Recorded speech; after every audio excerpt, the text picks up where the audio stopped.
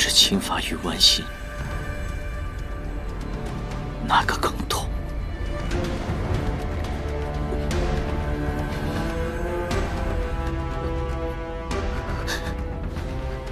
帝尊，帝君如今这般，皆因那个颜淡，求帝尊消去帝君对那个仙士的记忆，根源寂灭，便无犯戒之说，亦无需再罚。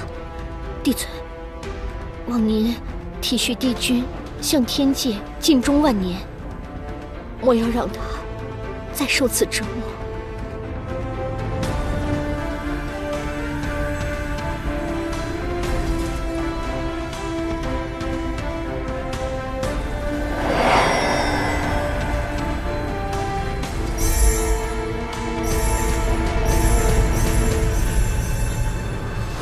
取出你部分仙意，待其散尽，你便会忘记此女，之后刑罚自会解除。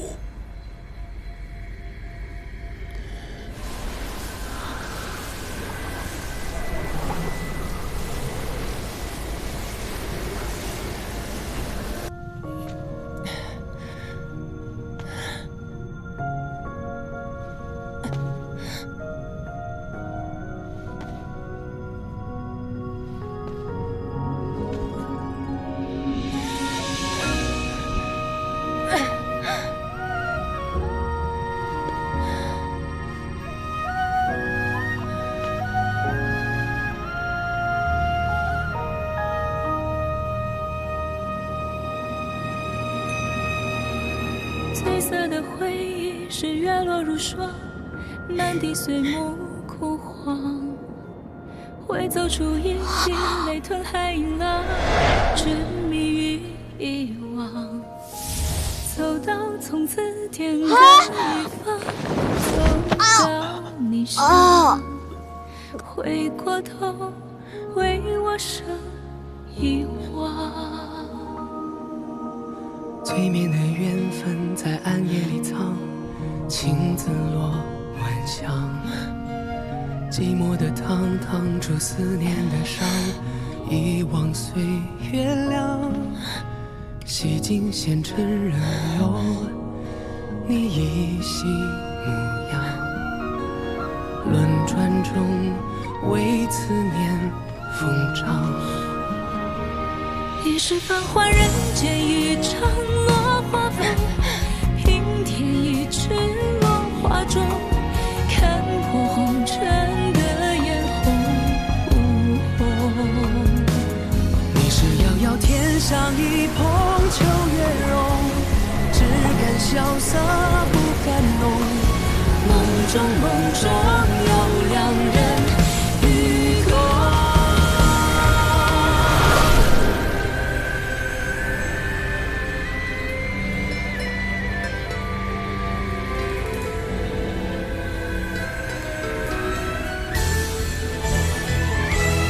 与君别后，迎上我下这一程，山海无路万心中，欲别还休，几时都不够。别走，颜淡。岸上有白首，一朝天涯熬红豆，去到人间尽收时候。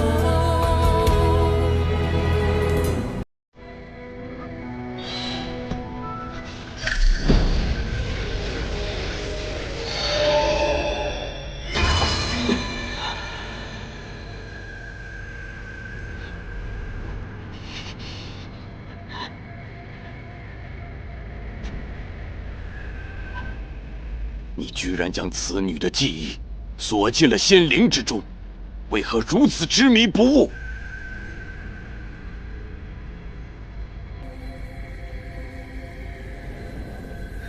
帝尊，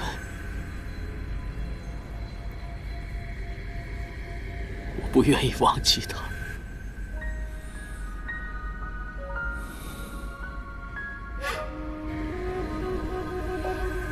今日之后，我会摒除杂念，一心守护三界生灵。就让我任性这一回吧。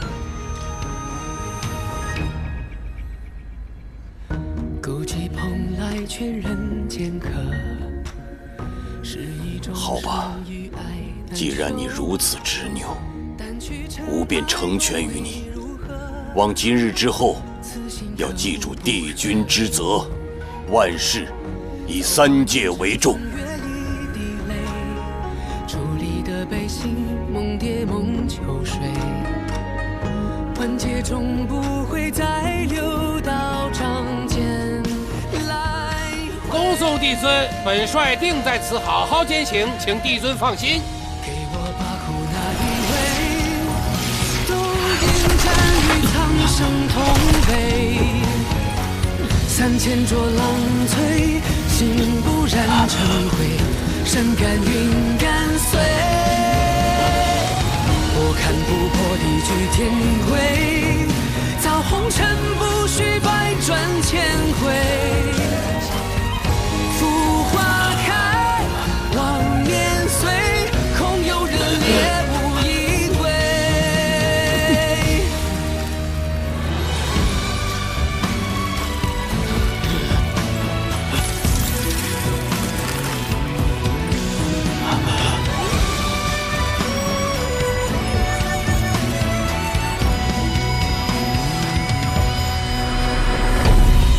千江有水千江醉，为轻狂为恩义奉陪。如此重的刑罚，换旁的神仙早已魂飞魄散。应元君怎么和严旦那丫头一样的倔呀？赶紧把她扶回宫中，让她休息吧。是。可错过，可扬回，放左右情人的悲。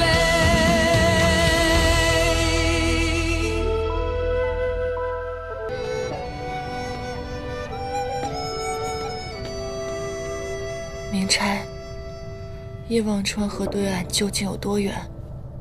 心有执念，则无边无际；放下了，却也不过一步之遥。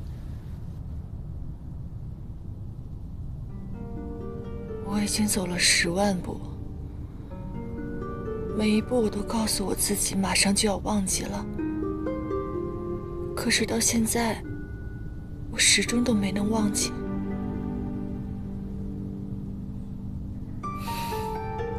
自我当差以来，见过忘记前尘最久之人，不过短短7日。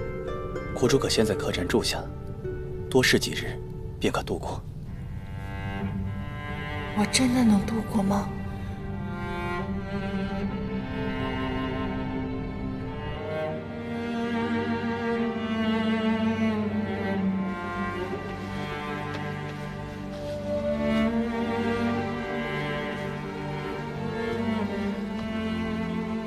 这身旧衣该如何处置？都损坏了，不如送去焚元炉烧了吧。去吧。是。要不请为天一来看看？帝君的伤势刑罚，怕是不好让人看见。那该如何？帝君先例四散，难道我们要坐视不管吗？帝尊。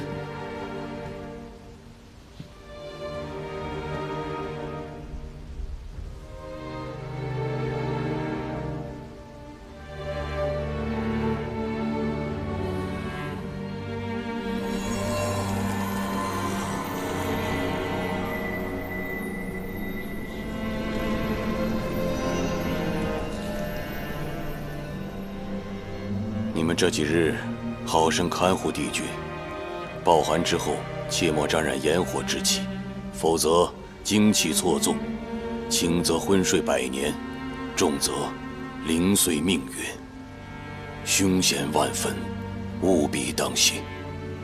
是，多谢帝尊出手相救。吾来过之事，不必告诉帝君了。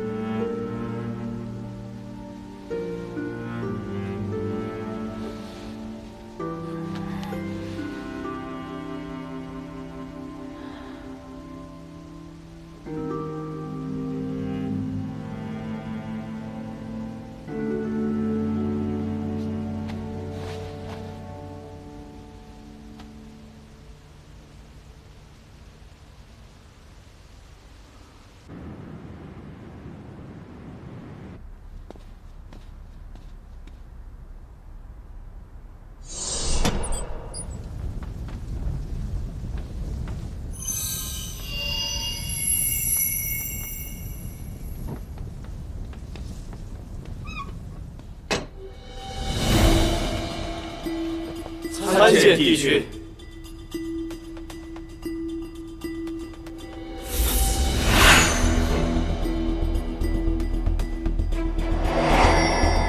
你是不是烧错东西了？没有啊，里面都是破损之物。帝君，帝君，帝君，帝君，帝君，帝君呢？帝君跳进焚元炉里了。帝君，不可以沾染炎火。帝君，不可。焚元炉的火是不可熄灭的。帝君，帝君，帝君，帝君。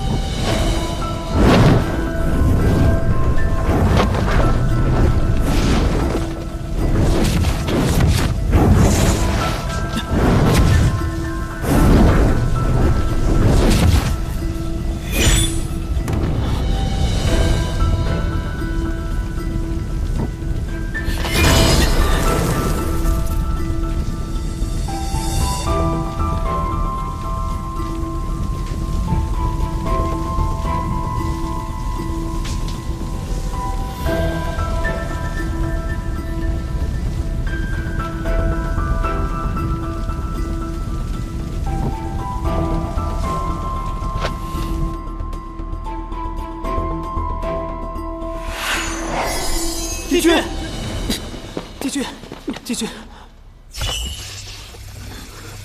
精气溃枯，元灵聚散。帝君，您方才好不容易才恢复一些仙力，这如今，帝君，跟我们回宫吧。我去请天医。不必，我现在遭受的，那是我自己该还的。延续天宫，天界人心向往。于我而言，那不过是牢笼一座。我活了这万千年，从未有过这么开心的回忆。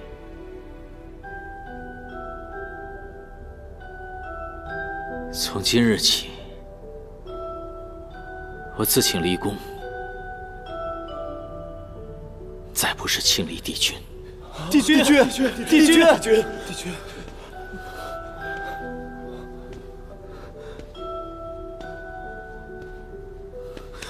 帝君，帝君，帝君，帝君。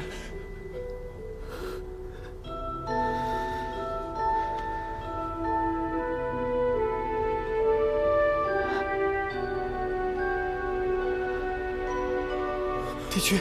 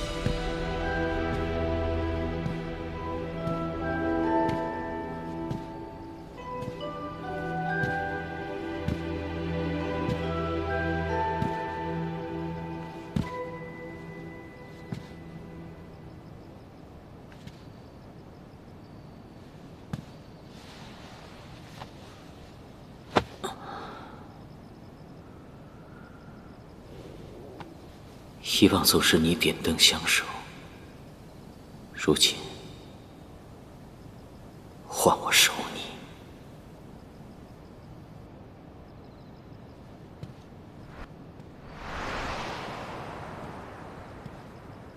应元君，你之前答应我的，等你眼睛好了以后，便跟我一起赏花，不许食言啊！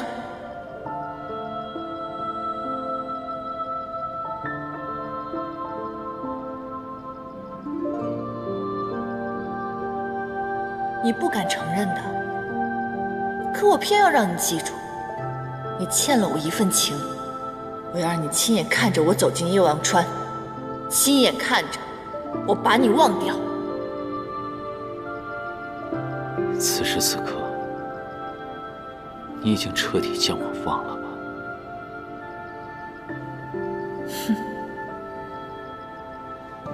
颜丹，别走，颜丹！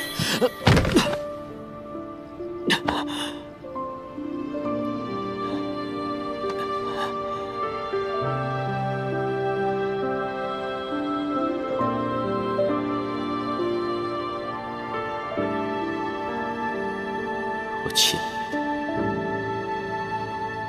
还不起你。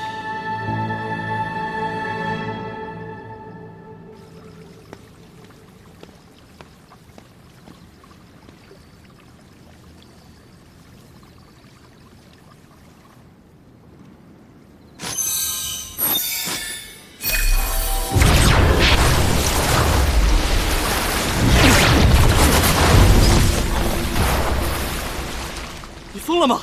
你想暴露九七的身份？你看，那灯还亮着，应渊一定在此。颜淡为他剜心跳桥，命悬一线，他却独居于此，清闲自在。如此寡情寡义之人，你要如何忍他？并非如此。颜淡在上天刑台之前，帝君为他找来了免责天书。帝君他从未想过要伤害颜淡。如此高高在上的帝君，随便他赏些什么，我们便要感恩戴德吗？别忘了，是他逼颜淡上了天刑台。帝君若真是个虚伪小人，又怎会违反天条，跳桥去找颜淡？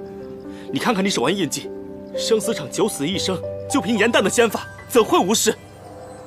一定是帝君救下了颜淡。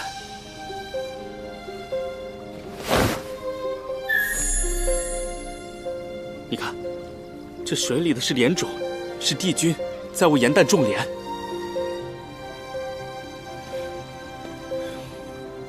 这痛分为许多种，你以为相隔两界，力不能及是痛，他移情复恨，再不能还，难道就不是痛？他与你并无分别，收手吧。颜淡既被帝君所救，现在应该已经过了妖王川，去了凡界。如今我们最重要的是赶紧想办法下界去寻找颜淡，并非在此惹祸上身，被困在玄心崖。若不是他负了颜淡，颜淡又何须如此呢？管不了那么多了，我现在便去找下界之法，我必要救他。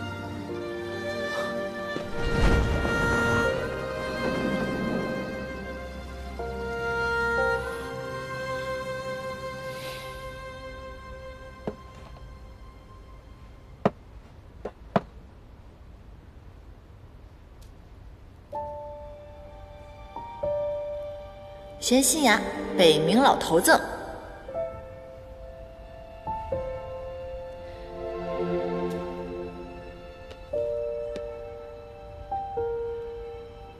偃虚天宫，小人帝君赠。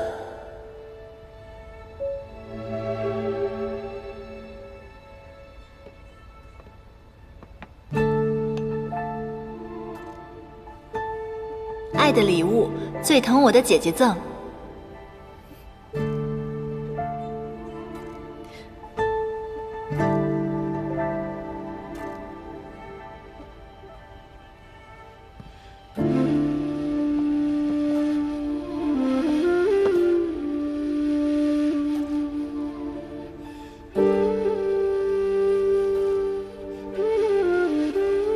为姐姐进仙阶刘备。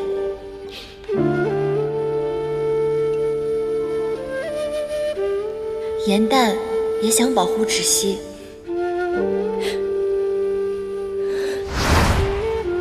芷溪，别怕，有我呢。芷溪不怕，因为芷溪要永远保护颜淡。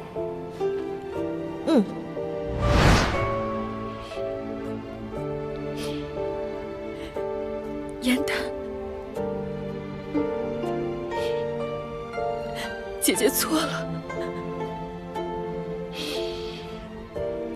你回来好不好？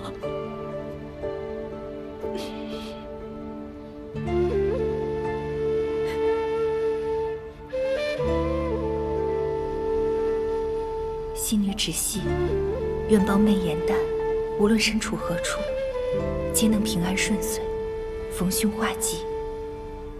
特奉上上神仙礼，愿神庙成全。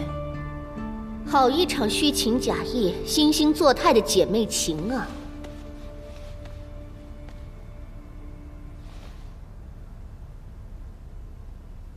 你那个卑贱的妹妹勾引帝君，神魂俱灭是她咎由自取，你替她祈愿，莫不是玷污了这神庙？神庙圣洁，长师身处于此，却这般怨毒，口出恶言，就不怕造下口业，恶报得偿吗？谁给你的胆子顶撞我？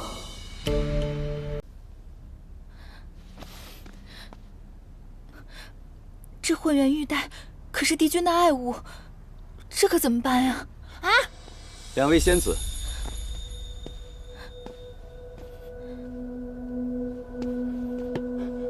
这腰带伴了帝君2000年了，你们竟然如此不小心，是谁摔坏的？仙师长，仙师长，我是玄心崖的颜淡，此物是我摔坏的，跟止息无关。你低阶仙士擅闯此地，摔坏帝君之物，必须跟我回隐虚天宫领罪。这玉带虽然不是副长师砸的，但毕竟是副长师看管不严所致。帝君和妙法阁的总长师那边，我也不好隐瞒。此事我一人做事一人当，请勿责怪姐姐。此事还要看帝君如何处置。走吧。颜淡，放心吧，姐姐，没事的。晚上等我来取仙境筑基哦。等我。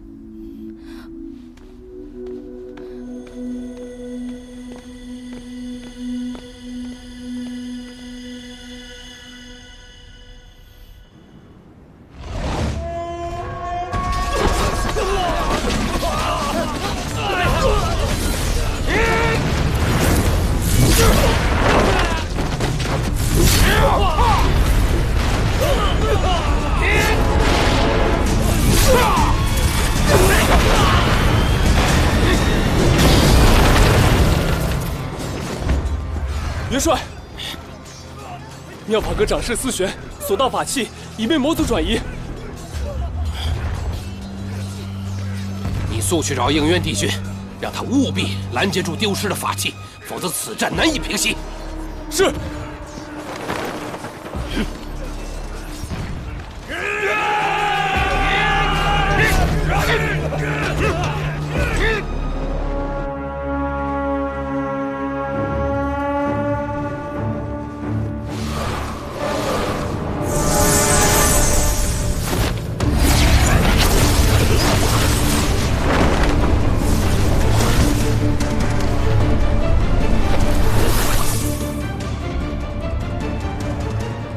山夷长老，你挑动魔族内乱，若今日交出法器，我会留你一条全尸；否则，我只能顺应天命，除魔卫道。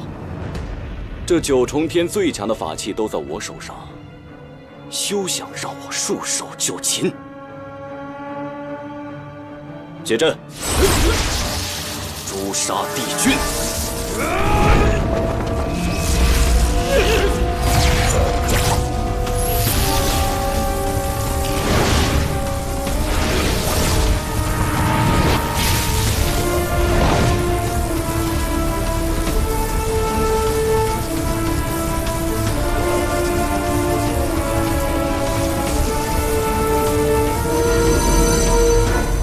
修罗图腾，仙界的帝君竟然是修罗族之后。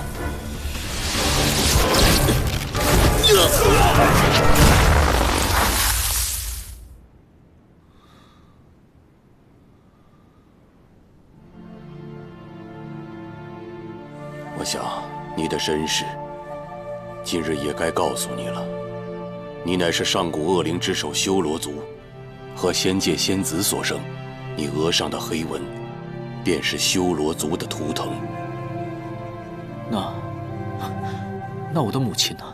当年你的母亲被你父亲蛊惑，他在生下你之后才知道，原来被利用了。于是他选择了以身殉道，和你的父亲同归于尽。在临终之前，他把你交给了吾。应渊，你本不该存在于这个世上，但当时你太年幼了，吾不忍杀你，于是抹去你额上的黑纹，亲自抚养你，教化你。但是应渊，你要记住，你修罗族的身份绝不可暴露。如果在仙界有人知道你是修罗族的后代，必会杀之而后快。所以你是仙灵之后，无父无母，记住了吗？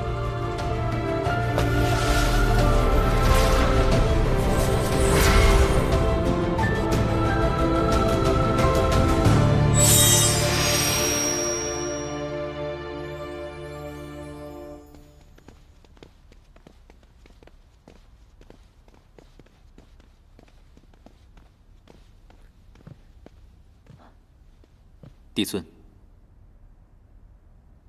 如今魔族内乱已平，被盗法器尽数追回，已录入了妙法阁。此战，天兵死伤1000，天将折损2名。火德元帅正在天医馆探尾伤员。这100年来，魔界内乱不断，每每累积仙界出手，方可平息。此次更因为思玄和魔族长老暗通款曲，将无数的仙丹送往魔界，才令战事焦灼数月。你此次下界，魔界的玄香可有异动？回禀帝尊，我的一应行动，玄香都鼎力支持。他多番表示自己生性自由，并无野心。我细细的与他接触之后，发现他表里如一，和光同尘，并非伪善之人。邪神玄香若真无野心，便是6界之福了。玄香如此性情，对仙界恐怕是喜忧参半。此话怎讲？玄香，他并不适合做魔界之主。他不喜欢权势，任由长老争权引发内乱。如今魔族看似内耗，但分久必合。若有一方逐渐强大的话，魔尊之位难保不会易主。到时候大战在所难免，还请帝尊做好防备才是。明日起，天机阁天兵处停止一切修牧，皆由你来指挥，绝不能让魔界有可乘之机。是。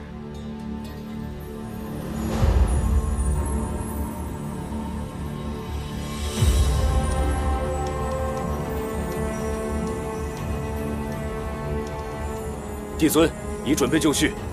行行。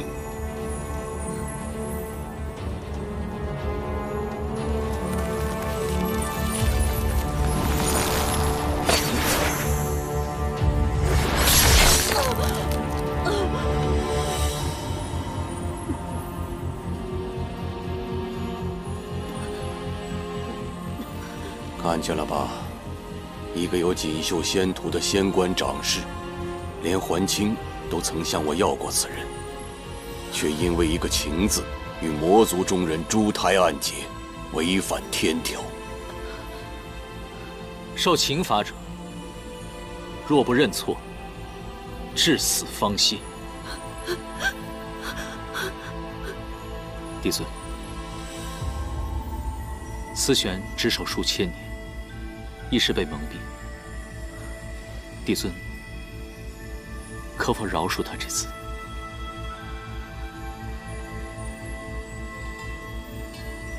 好，如若他肯认错，死后吾留其元神，允其入夜望川洗净前尘，入凡界为人。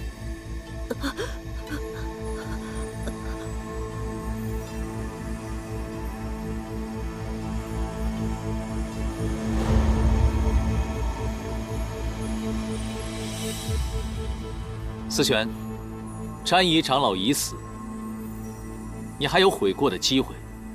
爱人已死，我岂可苟且偷生？况且，明明是这天条不公，我无悔亦无错。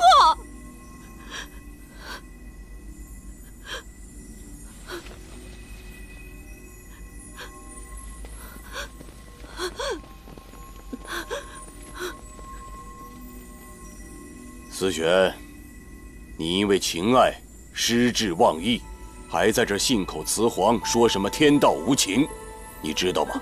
天条的守戒为什么是不容有情吗？因为唯有神仙无情，才可保六界平安。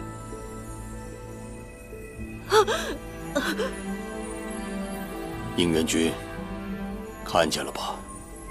一个情字，一旦踏错，便是万劫不复。长氏有情，便死伤千万；而如果帝君有情呢？那将是六界的浩劫，没有人可以幸免。你知道，现在六界为什么可以暂时相安无事吗？那是因为妖魔冥三界暗流涌动，所有的逆贼正在等待一个机会，在等待你暴露弱点。怎么，动恻隐之心了？你今日的不忍，只会生出怯懦，而如果他日六界大难，你又如何面对呀？帝君，请你即刻杀了我吧！这九重天，我是一刻也待不下去了。你为詹姨受六界之苦，牺牲一切，而那人在死之前从未询问过你的安危，值得吗？值不值得，帝君日后便知。我不会有那一日。请由心生，帝君，难道就无心吗？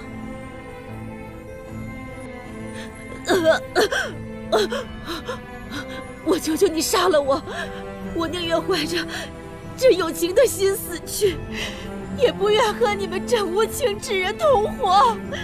我不愿意再受这不公的待遇了。我求你，我求求你杀了我！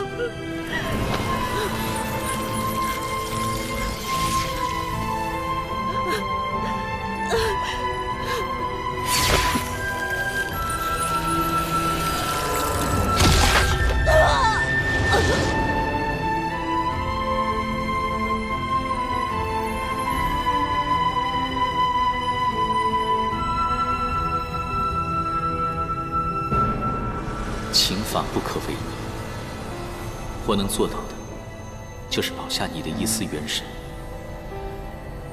愿你能渡过忘川，重新开始，做个普普通通的凡人，可以爱，可以为了自己而活。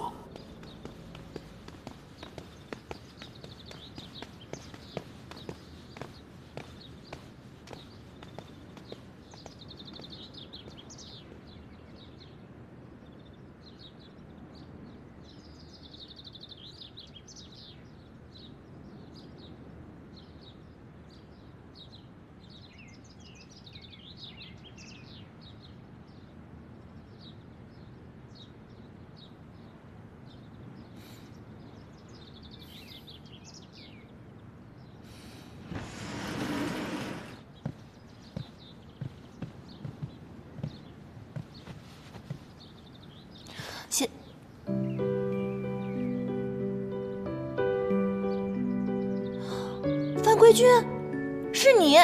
颜淡，休得无礼！本君先好，清理应渊帝君。帝君与范归君是同一人。小仙鲁莽，不小心弄坏了帝君的衣物，还望帝君惩罚。玄仙崖的仙士怎会接触到此物？哦，对了，你的姐姐芷溪是在妙法阁任职。是小仙去拜访姐姐的时候，不小心弄坏了您的玉带，跟姐姐毫无关系，是小仙一人所为，还望帝君明察。损坏腰带没有什么大事，起来回话。多谢帝君。帝君果然大人有大量，小仙日后一定会多多。我说了没有什么大错，但并不代表不罚你。青云，在。偏殿是不是还缺打扫的人手？是。严旦损坏玉器，性情顽劣，罚其入偃虚天宫侍奉，亲自缝补混元玉带，直到本君满意为止。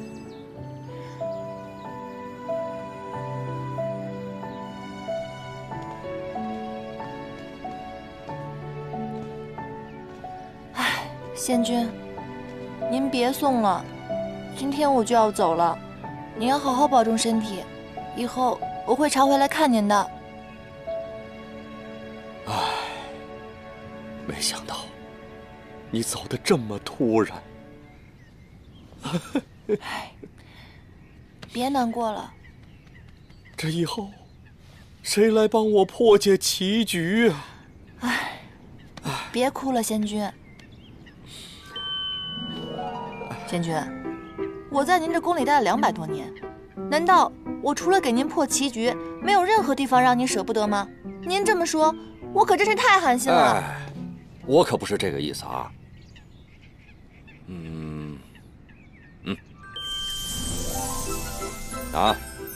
这袋法器，就当是分别时我赠送你的礼物了啊。但是你要记住，以后可要经常来看我啊。放心吧，仙君，这个法器沉甸甸的，我此刻终于感受到您对我不舍的心情了。这样吧，在临走前，我再帮您破一局棋，怎么样？好啊，好啊，来，我突然想到了，我知道翻规的那个小人是谁了。是谁啊？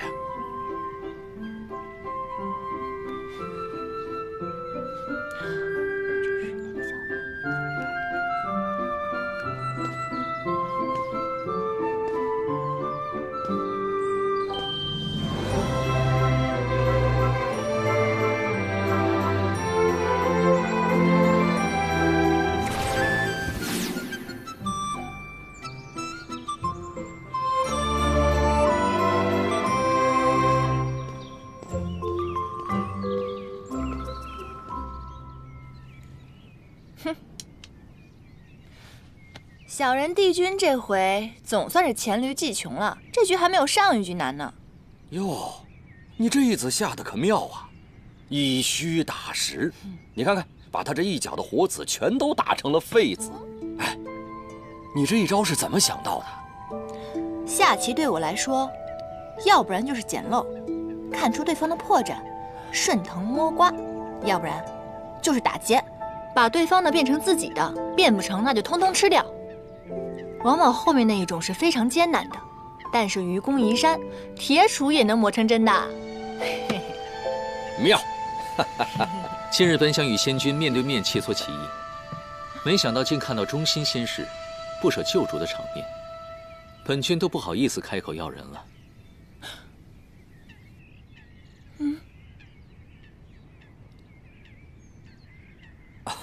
应元君，你什么时候来的？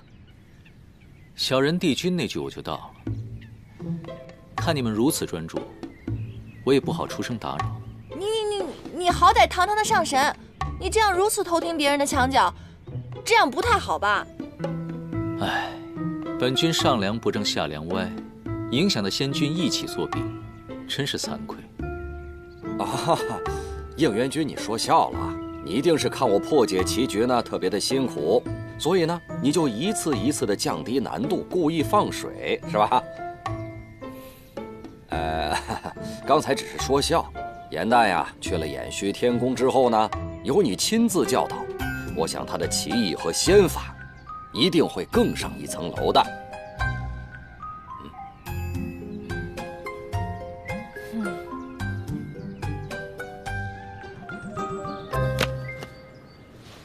既然你的精力如此充沛，打扫偏殿实在是太大材小用了。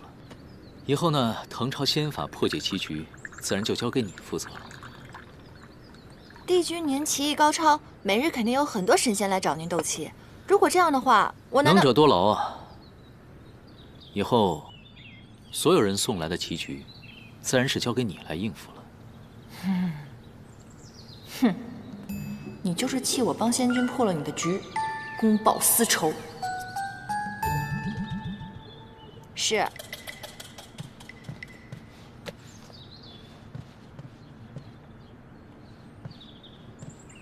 还有，混元玉带尽快补好，莫要让其他仙士去催，白白浪费别人的时间。是。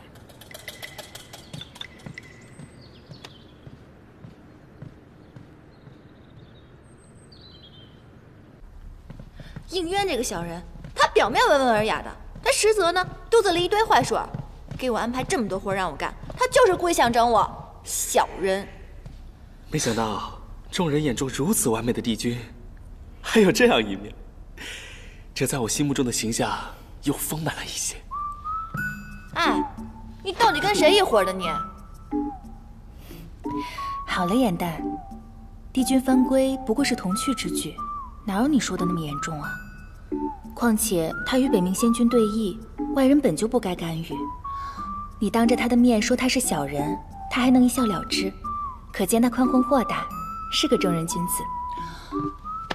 窒息，你清醒点好不好？你这是色令智昏啊你！你们知不知道延续天宫有多大？每天什么活都让我干，腰酸背痛的。还有那个书让我抄了一遍又一遍，我脑袋都快疼死了。多少人想来延续天宫还进不来呢？你有这样的福气，应该珍惜才是。哦。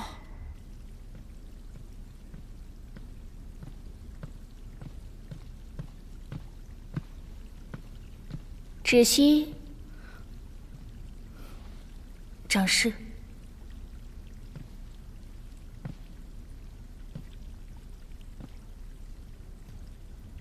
耍小聪明让妹妹顶罪，你们还真是姐妹情深。可惜帝君宽和大度，让颜淡因祸得福了。不知你这个做姐姐的，心里酸不酸？有没有一丝后悔？若不是那一念之差，如今飞黄腾达的可就是你了。延续天宫的差也并不好当，颜淡每天甚为辛苦。这种不痛不痒的诉苦，你也信？不过就是炫耀罢了。颜淡不是这样的人。那你说她是哪种人？不思进取的废物妹妹？双生莲必分强弱，大家都说你是强的那个。我看未必。不然帝君为何一眼挑中那个一无是处的颜淡？你自己好好想想吧。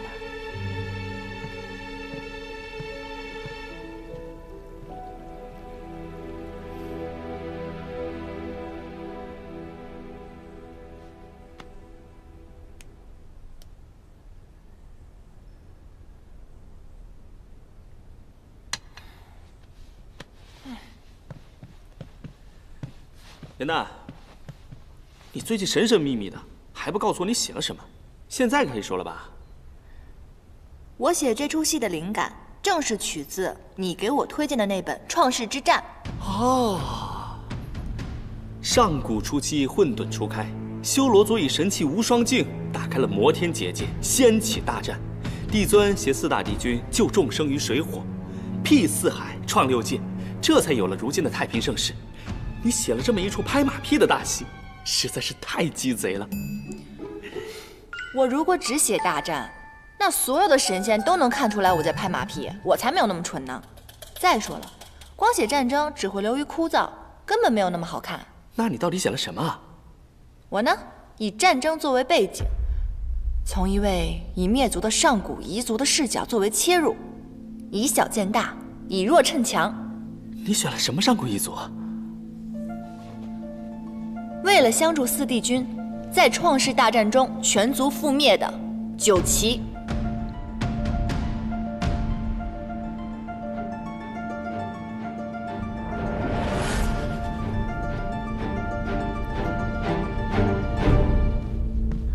竟然翻出了九旗。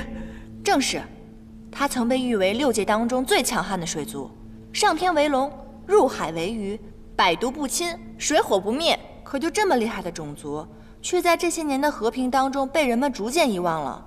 如今除了我们，谁还能想到当年惨死的九旗呢？你是不是想到了自己，觉得同病相怜了？唉，四叶汉旦一族最起码还残留了我和姐姐，可是九旗连个血脉都没有留下来，实在是太可惜了。传说九旗虽然善战，但却生来欲望浅薄，在每化人之前都会经历命悬一线的紧要关卡，没渡过呢，就会灵力散尽而亡；渡过了，便是浴火重生。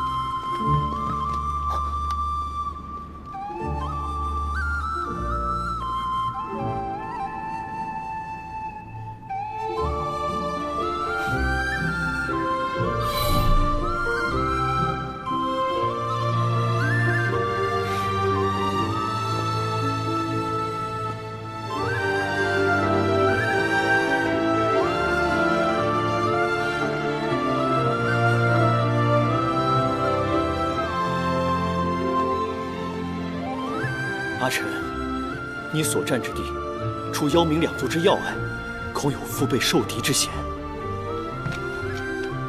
定要小心。我会的。妖冥两族尚好对付，而你，风翼，平定了生死场，速速来找我。这是自然。我们不如打赌，谁先结束战役，我们孩儿的名字就由谁来取，可好？好。希望孩子诞生前，我们便可团聚。这么多年了，竟还有人记得我们九旗一族。停！哎呀，不对，你是九旗族赫赫有名的女将军，哪怕面对生死离别，你的眼神必须是坚毅的，你要压制住内心的不舍，明白吗？还有你，并不知道这一别将是永别，所以你的表情不能太过于悲怆，并且你要相信眼前这个人一定会得胜归来的。这样吧，大家再来一遍好不好？元旦，时间不早了，今夜就先排到这里吧。明天一早大家还要起早侍奉呢。哦，那今日要不然先这样，你们回去好好研究一下，散了吧。走。哎，这儿的长师收了我们送的法器，没说什么吧？没有，帝尊重武亲文，这个戏台子也荒废了很久，长师还乐不得我们用呢。那就好。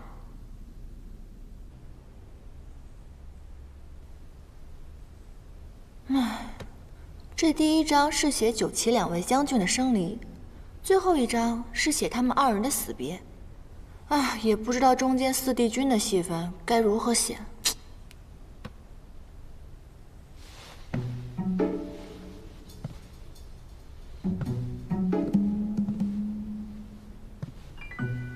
好呀，陆明，竟然想吓唬我！哼！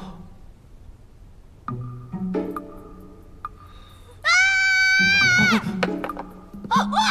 我的鸡巴！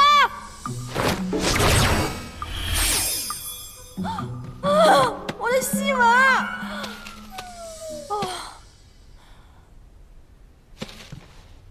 兄台，你哪位啊？你为什么半夜来我房间，还会水系仙法？你说，你干嘛的？不说是吧？好，你不说的话，我现在喊天兵抓你了。天！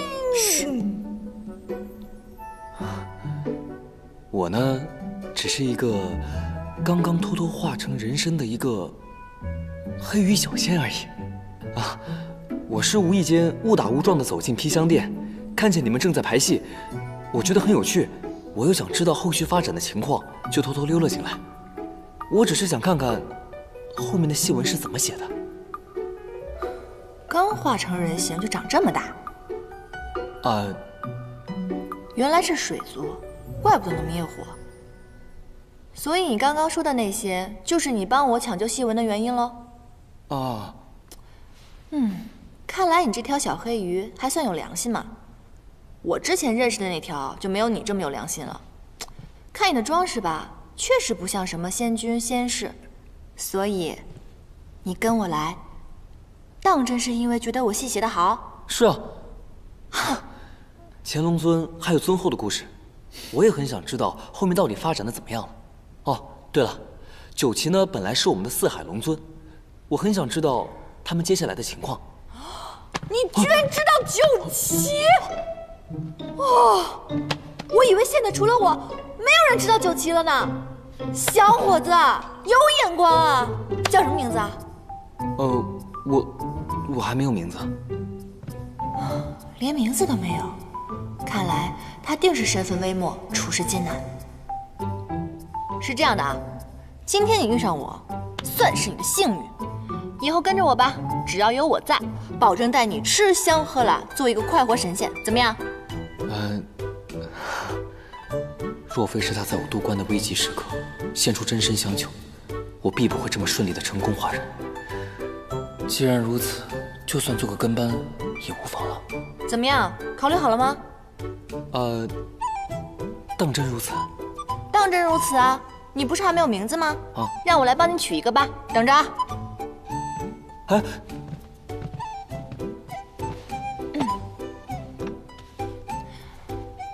当真如此？嘘。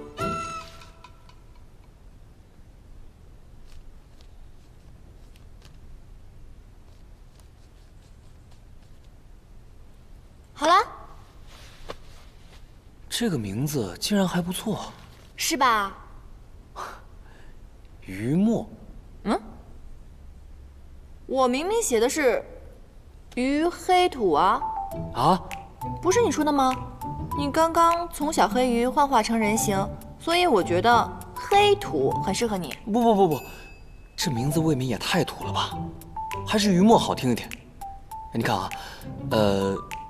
是命运让我们相遇，又是缘分让我来看错这两个字，所以我决定往后还是叫于墨吧。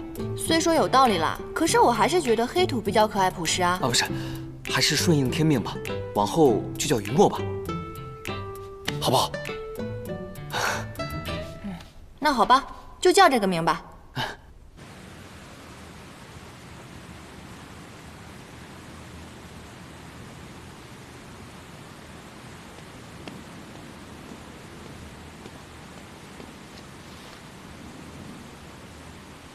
帝君，严旦求见。所谓何事？说是腰带补好了，帝君是否一见？叫他进来吧。是。针脚比上次好了一些，但丝线的颜色本君不喜欢，拿回去重新缝。帝君，那你到底喜欢什么颜色？随缘。帝君，您不是着急带吗？我想的是，您把要求说得详细点，这样我就不会日日来打扰了。虽然急，但宁缺毋滥，反正你日后也要天天来。天天来？过来，破局。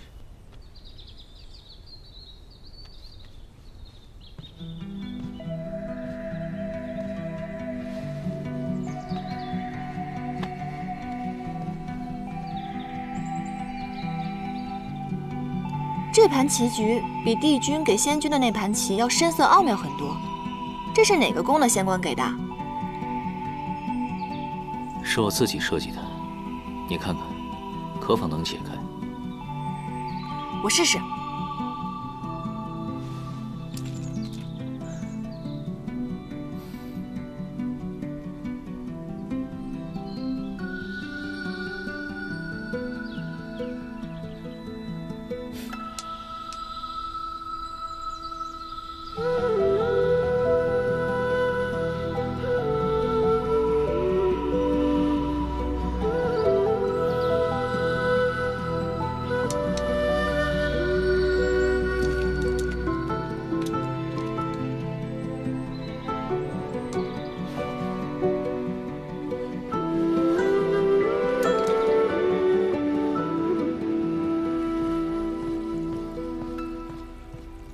哎，这9重天的食材啊，可都是可以滋补灵力的，吃吧。刚才我进来的时候就说了，我绝对不干偷鸡摸狗的勾当，你还偏要我坐在这儿。切，假正经。哎呀，9重天的这些蛋啊，可都是仙姬所下的，对仙灵会有帮助的哦。当真不吃？那我也不吃，我说不吃就……敬酒不吃吃罚酒。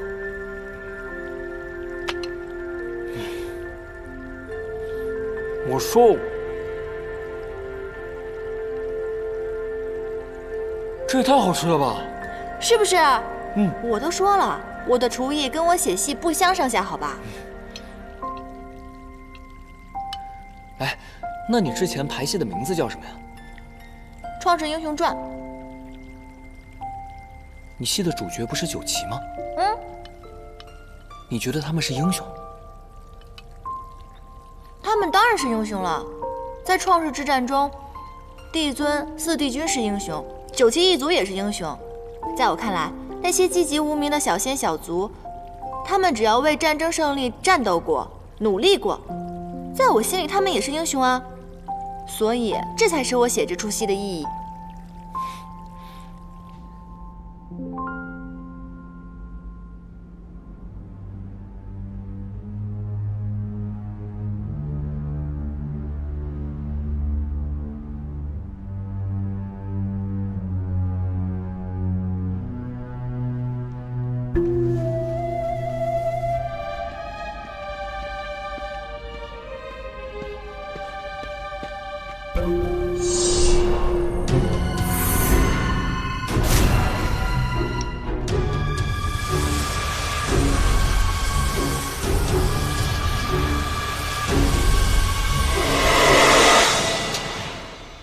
真是不查不知道，一查吓一跳。原来地崖上那棵昆仑神树，竟然是创世之战后挪移过来的。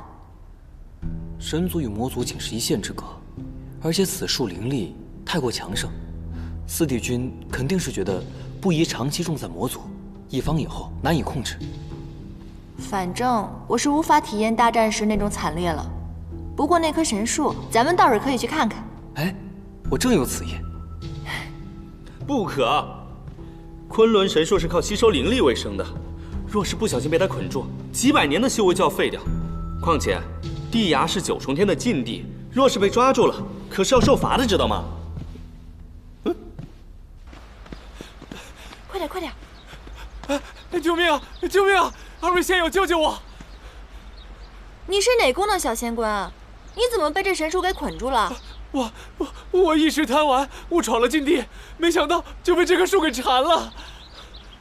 可是古籍上记载，只有对此树施了灵力，它才会主动攻击。你又为何偷偷在此施法呢？我怎么知道这么多？我只是看叶子好看，想取回一片拿回去做书签罢了。小心，他骗我们。啊？你骗得了别人，骗不了我。你刚刚在撒谎，那树上有刀痕，是不是你弄的？昆仑神树的枝叶既可以制毒，又可以制成灵丹，你一定是偷偷到此的。说，你是哪个宫的仙使？说。